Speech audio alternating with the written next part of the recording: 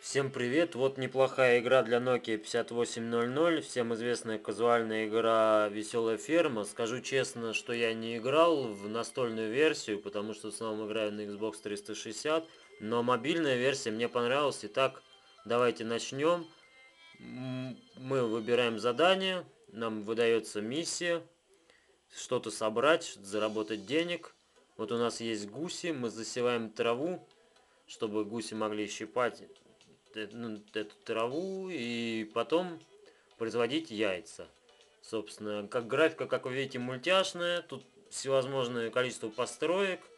Вот машинка есть. Я думаю, все это повторяет настольную версию. Вот мы собираем первый урожай яиц. Сразу можем отвезти их в город на продажу.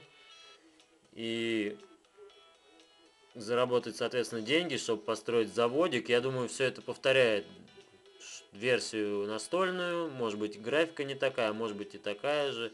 Точно не знаю, но вот как вариант, чтобы убить немного времени в дороге, мне кажется, эта игра очень неплохая. Вот построили завод, соответственно, он будет производить порошок. И это, опять же, увеличит наши доходы. Вот медведь собирается напасть на наших гусей, но мы его тоже схватили в клетку и отправим на продажу. В общем, это экономическая стратегия такая с сельским уклоном.